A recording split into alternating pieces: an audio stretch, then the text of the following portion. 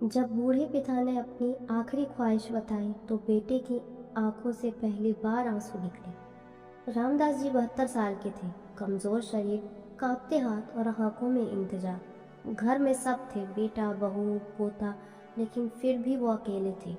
उनका बेटा रोहित एक बड़ी कंपनी में काम करता था, बहू घर संभालती थी, सब कुछ था घर में, बस समय नहीं था।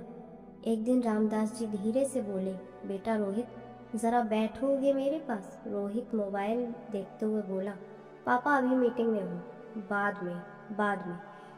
ये शब्द रामदास जी के लिए अब बहुत भारी हो चुका था। उस रात रामदास जी की तबीयत अचानक बिगड़ गई। डॉक्टर ने कहा, अब ज़्यादा समय नहीं है। रोहित घबरा गया।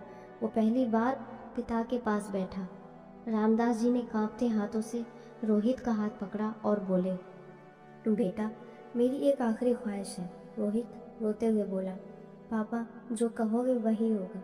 रामदास जी मुस्कुराए, मुझे कहीं बाहर नहीं जाना, बस एक दिन, पूरा दिन तुम मेरे साथ बैठ जाओ, जैसे बचपन में मैं तुम्हारे साथ बैठता था। रोहित की आंखों से आंसू बहने लगे। उसे याद आया कैसे उसके पापा रात रात भर जागकर उसकी पढ़ाई करवाते थे, कैसे खुद भूखे रहकर उसे खिलाते थे, कैसे हर सपना पूरा करने के लिए अपनी इच्छाएं मार दी थी। और आज उनकी सिर्फ एक ख्वाहिश थी, थोड़ा सा समय। लेकिन अगली सुबह जब रोहित चाय लेकर कमरे में गए, पिता शांत थे, हमेशा के लिए। उनके हाथ में एक पुरानी फोटो थी जिसमें छोटा सा रोहित उनके कंधों पर बैठा मुस्कुरा रहा था।